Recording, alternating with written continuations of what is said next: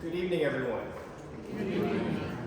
While tonight is going to be a history lesson, it's also going to be a call to action so that you can take history and interpret it into your own lives and make meaning of what these two women that we're going to talk about did and how then we can do this in our own 2023 and be inspired. So the title of the presentation is Healing Presence, and I'm going to keep repeating that throughout the evening, and you're going to see this common thread to what is also the title of the bronze that is pictured there. And you'll get to see the bronze, it's just on the other side of this wall once we complete the presentation. So let's begin.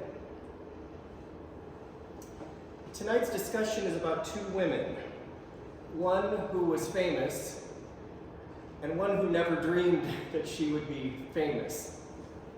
Mrs. Lincoln on the right and Sister Frances on the left. Their paths crossed in 1882 here in Springfield. But in order to understand Mrs. Lincoln, we need to understand her story and her famous husband. Mr. Lincoln came from a poor and undistinguished background in Kentucky. He was socially awkward with less than 2 years of formal education. And he came to Springfield in 1837.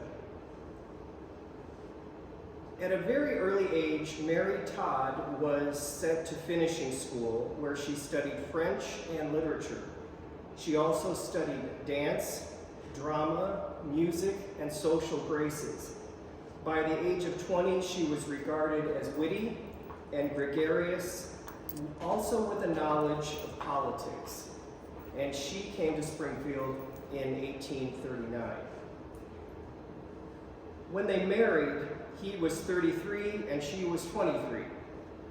And when Abraham earning a modest income for the first 2 years of their marriage, they lived in an $8 a week room at the Globe Tavern here in Springfield. As a couple, the Lincolns lived in Springfield from 1842 to 1861. And upon moving to Washington, D.C., when Lincoln was elected as our 16th president, the Lincolns were the first presidential couple born outside of the original 13 states, and many Washington, D.C. socialites resented them and scrutinized them. Mary understood the White House as a symbol of political and domestic power, and as First Lady, she focused most of her energy on renovating the White House back to its splendor.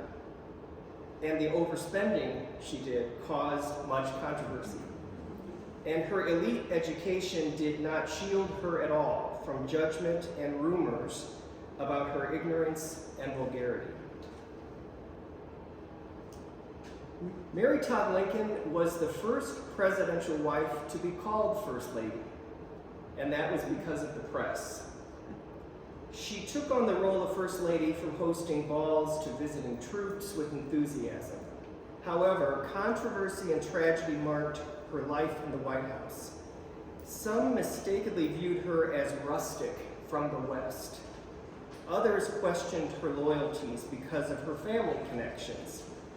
While some of her siblings supported the Union, other siblings supported the Confederacy through marriage or military service. Not surprisingly, divided loyalties in her family fueled much controversy in the nation's press. The White House years were difficult for Mrs. Lincoln. The pressures and anxiety of the Civil War were unrelenting, and she watched her husband age under the strain. Loss is a common theme in Mrs. Lincoln's life. Her mother died at age 31, and her father died when he was age 58. And Mary was the fourth of 7 children of this couple. When she was 6, her mother died in childbirth, and 2 years later, her father remarried, and that family had 9 children together. Sadly, Mrs. Lincoln had a difficult relationship with her stepmother. Loss continued. She loses her son, Edward, at the age of 4. Her son, William, at the age of 12. Her husband, on April 15, 1865, at age 56. And another son at age 18. And this quote from her dressmaker speaks volumes as she recalls Mrs. Lincoln, and the wails of a broken heart were that of a grieving widow and mother. So grief is now part of the story of Mary Todd Lincoln. And the Smithsonian had an interesting title for this 2021 article, that it's misunderstood grief and how we should reevaluate our perception of what we think of Mrs. Lincoln. And there was an exhibit that talked about this, primarily to that of parents who lose their children. And secondly, the Washington Post went right at the word that we've often heard of Mrs. Lincoln, that she was crazy. But she was a bereaved mother, as you saw from the previous slide with the loss of her parents, her children, and her husband. Mrs. Lincoln mourned her losses publicly, and this was also another reason why the press didn't appreciate her. She also sought out comfort in the advice of spiritualists by hosting seances in the White House's Red Room. And history has not been kind to Mrs. Lincoln in part because society then and now has a complicated relationship with grief and death and what is socially acceptable. And historians argue that people should approach Mrs. Lincoln's status overall as that of a bereaved mother. In May 1875 is a very important date in the rest of her story regarding her behavior. After observing her and consulting with doctors and friends, Robert Lincoln decided that his mother needed to be placed in an asylum where she could rest and recover. Illinois law required a jury trial to determine insanity, so Robert took his mother to court. The trial lasted only 3 hours, and she was admitted to Bellevue Place Sanitarium in Batavia, Illinois, and she was there for 3 months. During this time, Robert burned many of his mother's documents because he questioned her behavior in what was then being written for history. Following the 3 months, Mrs. Lincoln then went to Europe for several years. Illness forced her to return to the United States and to her sister's home in Springfield, Illinois, where the home in which she married Abraham Lincoln. So now we find another piece of this story through actually a 2016 CBS report that I think answers some more questions about her health. So let me set up the microphone for you to hear this.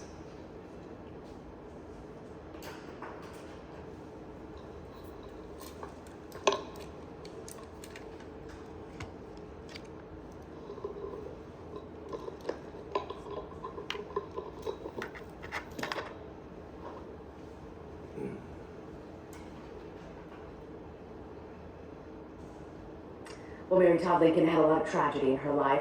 She lost 2 young children and, of course, was sitting next to President Lincoln when he was assassinated. All of that contributed to years of depression. But now medical experts believe that there was a physical cause for her mental struggle. Here's Dr. John LaPook. History has not been kind to Mary Todd Lincoln, wife of our 16th president. She was a tempestuous, unpredictable force, and her son eventually had her committed. Madam President, if you please. Sally Field's 2012 portrayal showed a fierce and sharp-tongued First Lady. You think I'm ignorant of what you're up to because you haven't discussed this scheme with me as you ought to have done? When have I ever been so easily bamboozled? This white area here is not her dress, it's her skin.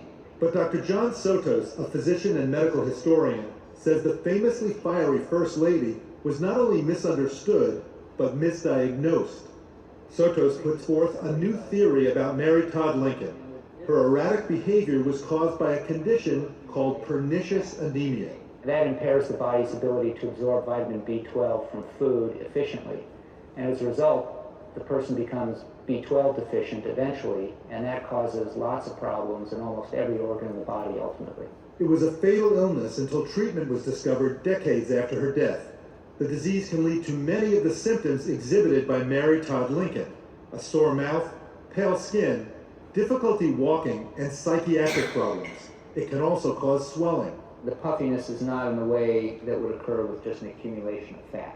Today, the disease can be picked up on a simple blood test and easily treated with B12 supplements. She had a sick brain and was doing the best she could in a very complicated, relentlessly demanding environment. And I think to have done as well as she did with the kind of handicaps that she had, I think that deserves our admiration. Dr. John LaPook, CBS News, New York.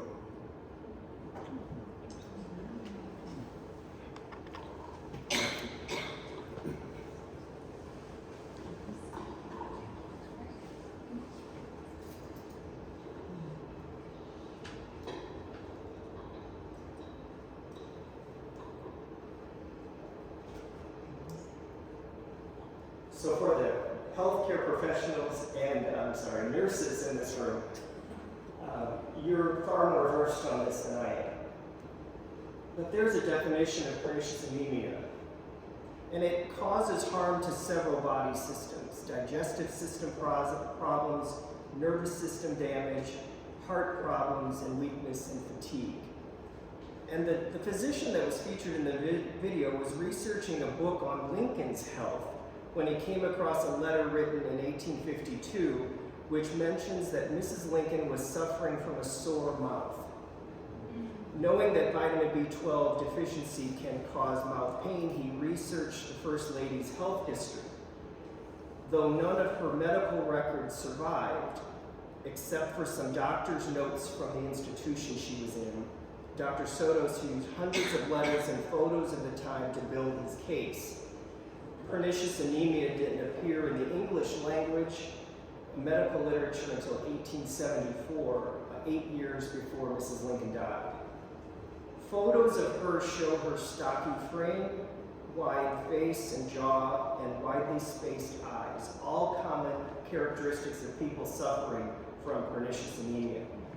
In addition, and this is very interesting, researchers found that her parents were cousins, with ancestors from a part of Scotland where pernicious anemia was found to be common.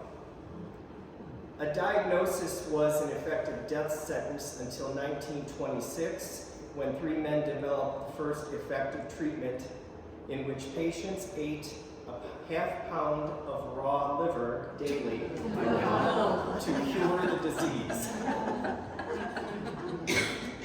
Thank you.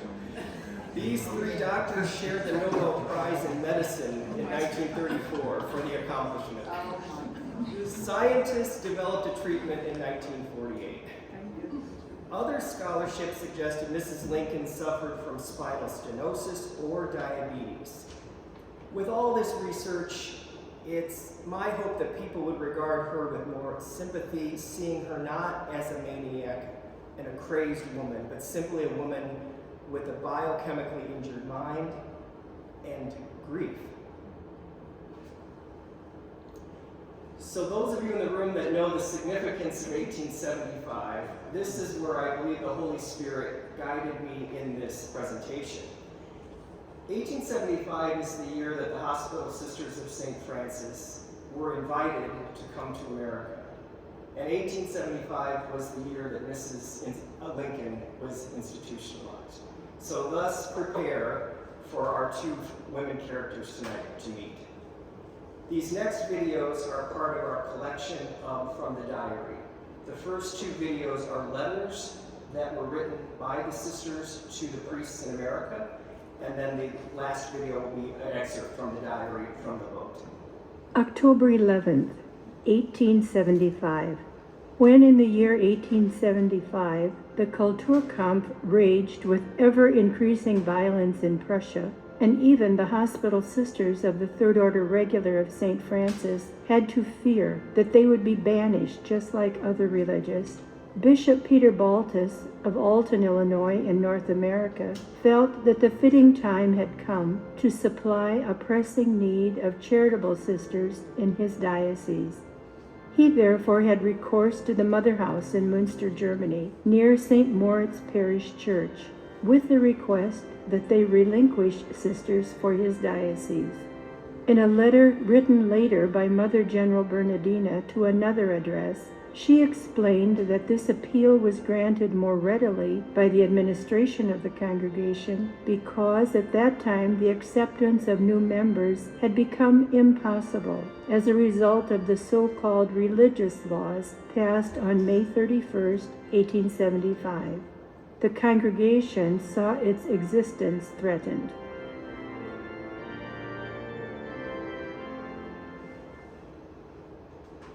October 12th, 1875. Praise be to Jesus Christ.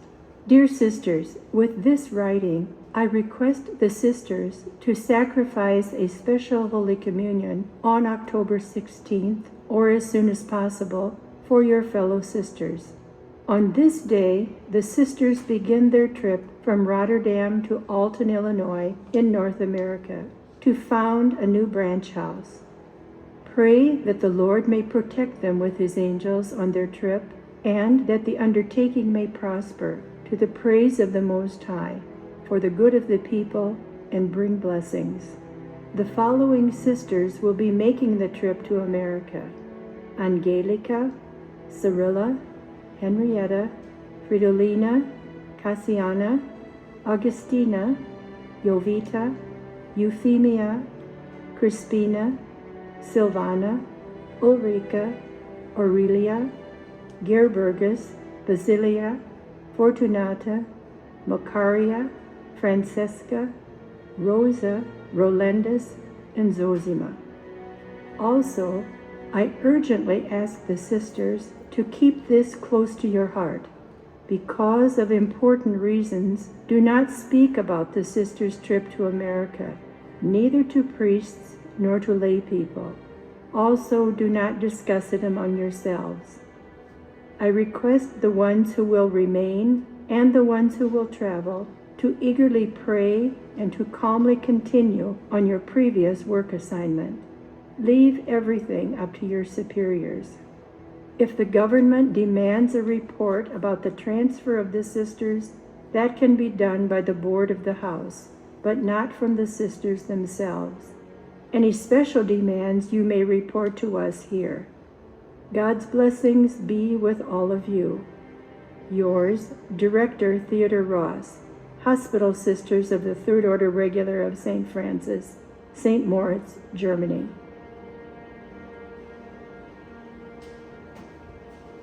This next video is part of the diary that the sisters wrote as they crossed the ocean, and this is right in the middle of the journey.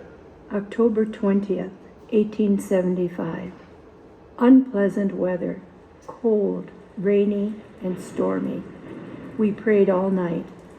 The ship swayed from one side to the other.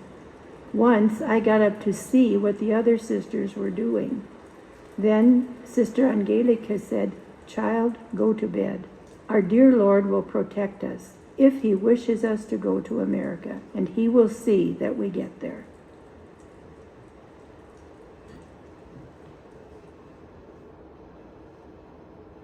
And they got here. So the journey took until November 4th. Here's another picture of the ship, and this is the document in New York upon their arrival. And I will zoom in here where now you can see some of the names. Sister Fortunata, Sister Zosima, the first one will be Honkamp here, then Barenkamp, then Rodkamper, then Boss, then Bush, then Chudala, and lastly, Dreisboat, who is our next woman of tonight's discussion. Sister Sister Frances was one of the 20. She was born in 1849, entered in 1870, and her vows in 1873.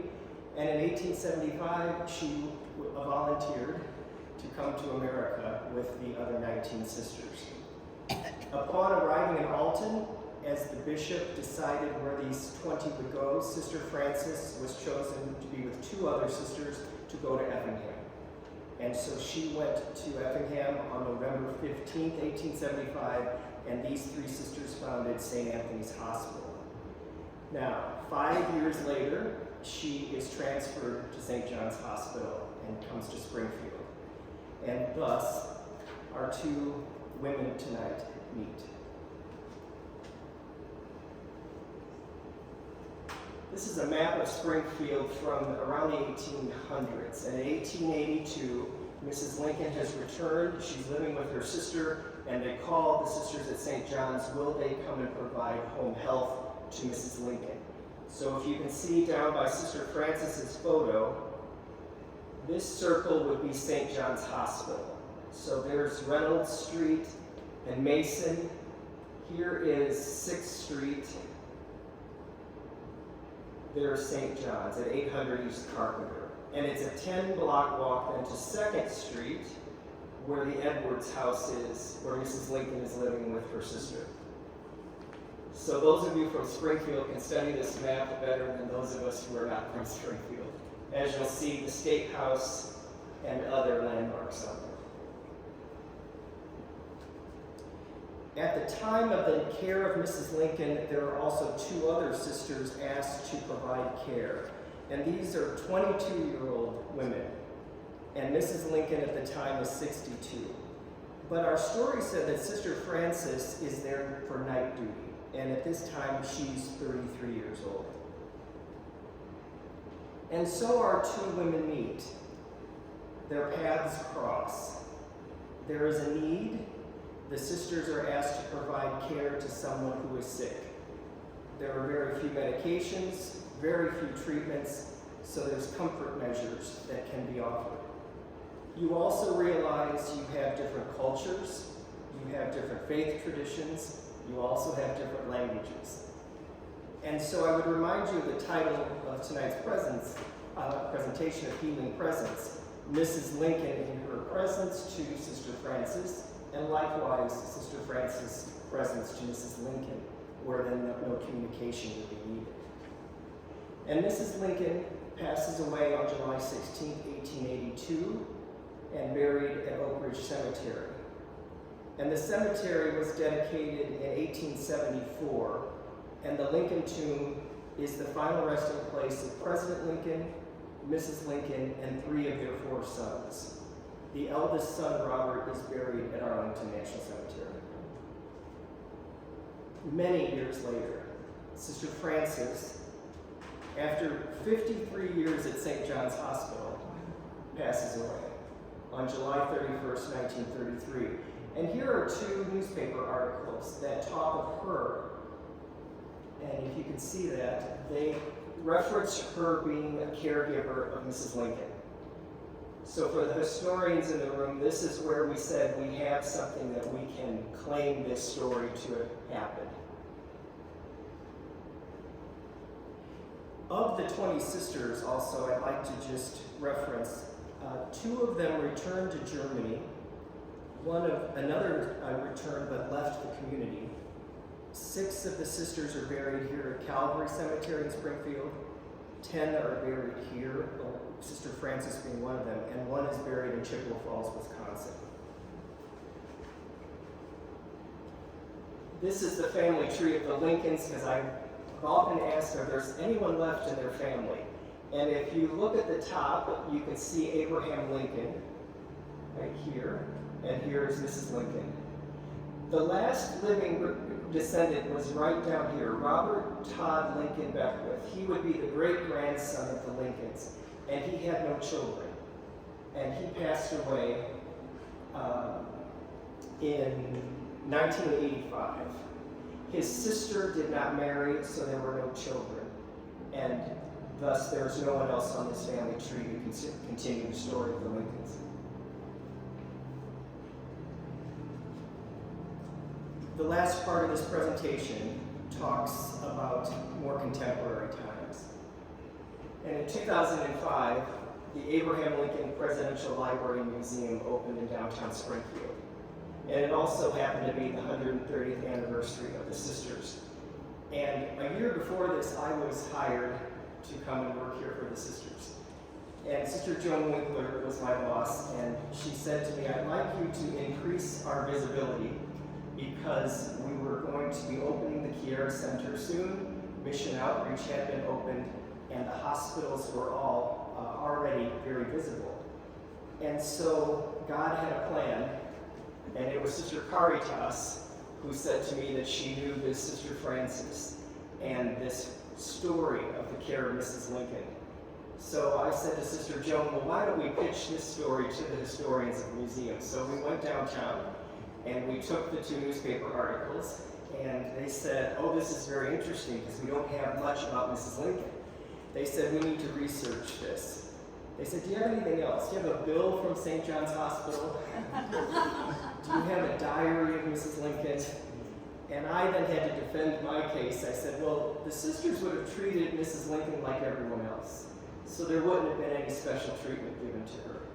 And I had to remind the historians that Robert Lincoln had burned all his mother's documents, so they were gone.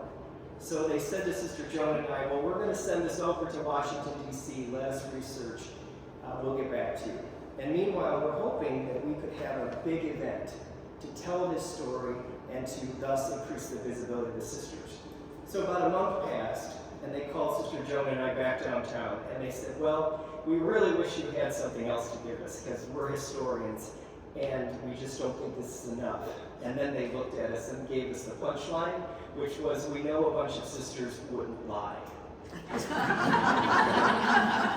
So we will let you proceed with your plan. And so we decided to create an event at the museum that would talk of this story of Mrs. Lincoln and Sister Francis and be a benefit for the foundation of the museum and also St. John's Breadline. And it was a major event. We decided also to give gifts, and the first gift was a copy of the Windows Common Entrance, which was created in 1935 and had a reference to Lincoln in it, as you see there in the medallions, both on the left and right. And we had this reproduced by a local company. And the second piece is what we talked about at the beginning of the presentation. We worked with an artist in Milwaukee to create a bronze, a piece of sculpture, a piece of art that we would give them depicting the care of Mrs. Lincoln. And this was quite a process. Some of you know Brother John Francis pictured here. The artist in Milwaukee said to me, well, I'm going to need you to send me photographs. I need to see how the folds of the material look of the habit.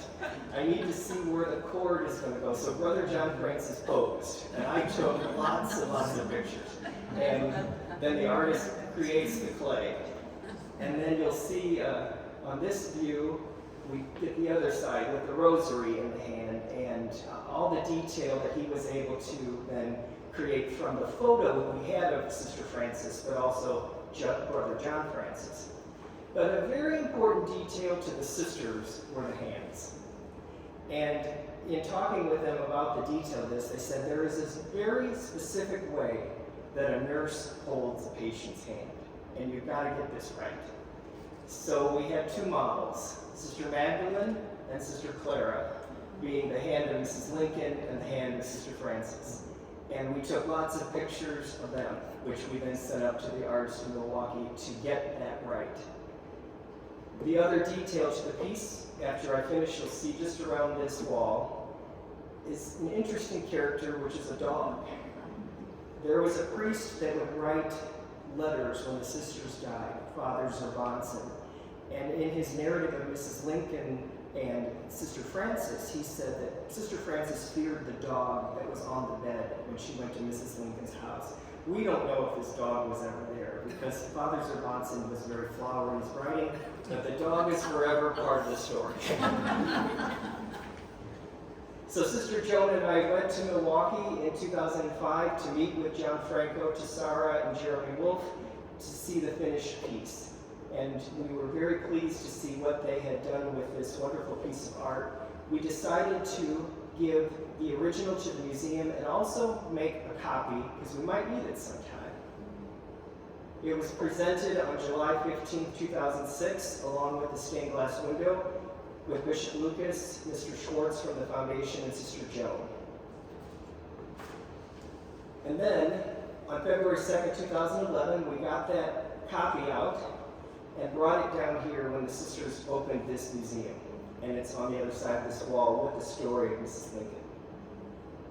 And the title of the piece is Healing Presence. We were inspired by that from the 2000 general chapter of the Sisters in Windsor, Germany, with the theme for the life of the world. It was to be the healing presence of Christ and to bring the healing presence of Christ. This then built on the plaque that's at either entrance of this museum. As you see the phrase, and the sister symbol. And in discussing the symbol, it's important to dissect it. From Ezekiel chapter 9, verse 4, in Hebrew, it says that those who are marked with the Tau, a letter of the Hebrew alphabet, a sign, have chosen to reject a sinful lifestyle. They would be a sign. And a sermon by the Pope is what inspired Francis of Assisi. Because the Greek Tau, letter of the alphabet, also served a purpose as a letter, but also as this deeper sign that as Francis of Assisi heard Ezekiel, Francis wrote the Tau as his signature, but upon deeper reflection said, I'm the sign. I don't need to write it anymore. When I greet you, when I'm present to you, I am this Tau cross. So in 1990, the sisters create their symbol, which is based on the Old Testament, the Hebrew translation, which is this Tau cross that many Franciscans embrace, the cord of their religious habit with the knots for their vows, also symbolizing the world, which all the hospital sisters in their 5 places wear. In 2006, the Associates took a variation of this symbol, which they wear. In 2007, HSHS has this as their identity. And lastly, we Mother House employees wear this Tau cross. So this is our identity, and it's all based on our Franciscan heritage, but most importantly, on the Old Testament, the Bible. So to be Christ's healing presence and to bring Christ's healing presence is what our Sister Francis did. Here is an example of being Christ's presence, knowing that little could be done, but maybe just looking at her, holding her hand, listening to her. Throughout my presentation tonight, I've mentioned Sister Joan Winkler, and so it's now my honor to show you her face and let you hear her voice. I think being Christ's healing presence isn't always when you get a good feeling from it. It's when you forget about yourself and just do what needs to be done. That might be something extremely simple.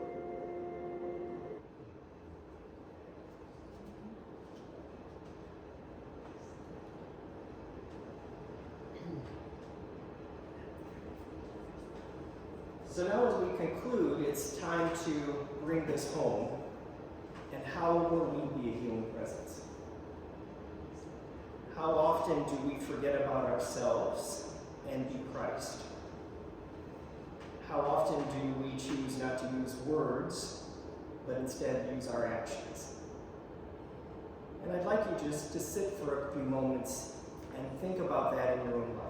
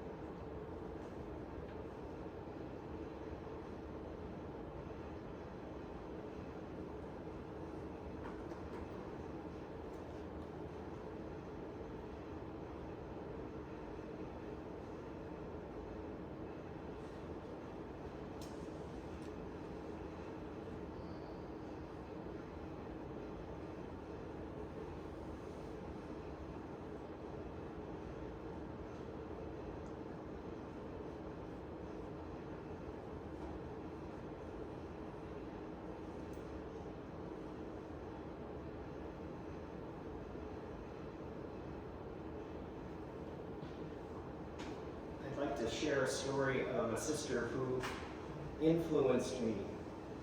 And she is in heaven. But the story I'm about to tell you is like it happened yesterday.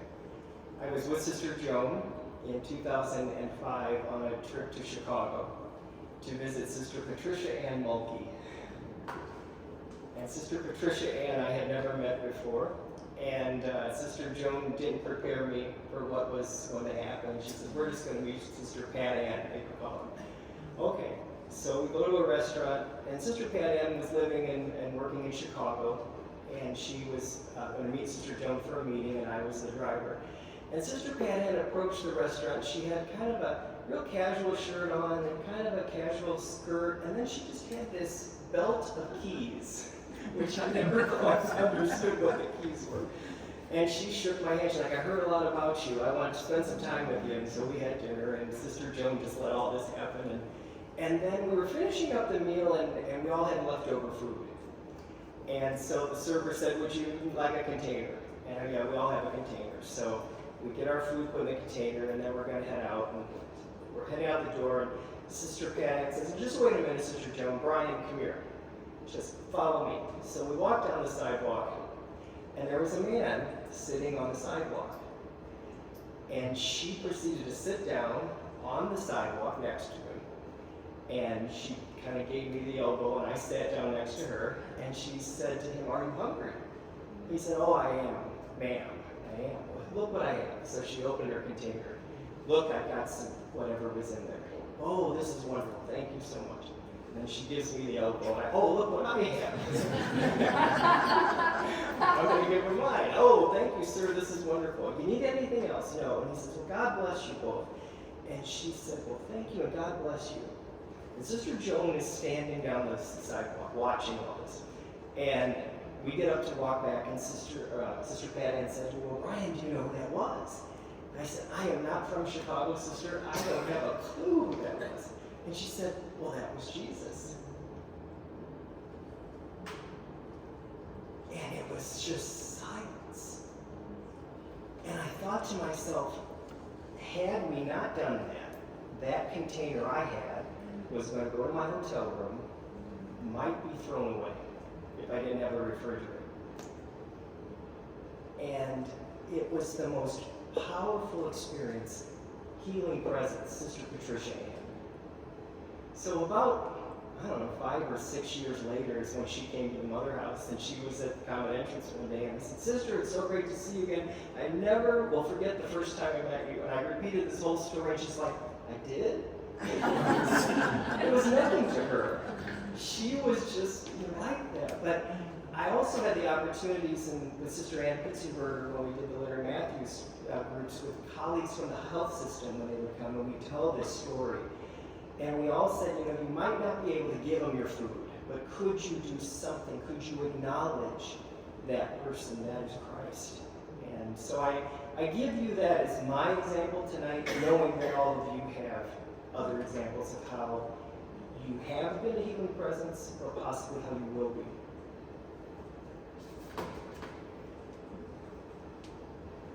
We're going to end with a quote from Mrs. Lincoln.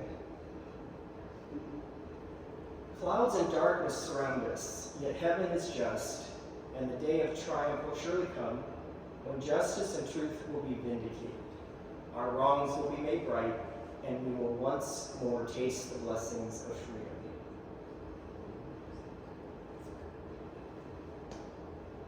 The end.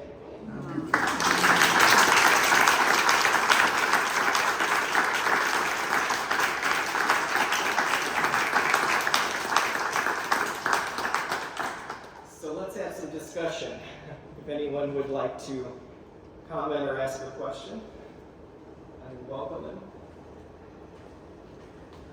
Brian, one of the things that I realized, I've seen that before, were the age of the sisters when they came to America. One was 43, but that was the oldest, and otherwise they were in their 20s for the most part. Right. But to think of someone doing that at that age, right, would have been, I think, very significant.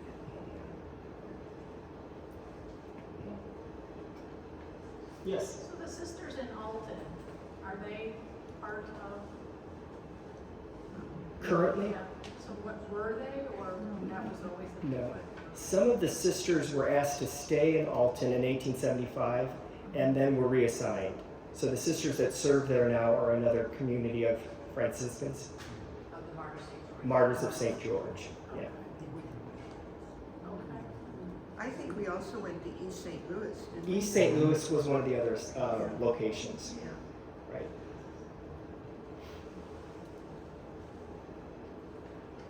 You are invited, if you'd like to, wander the museum, enjoy your time and space, and we can have some more conversation. So thank you very much. Thank you.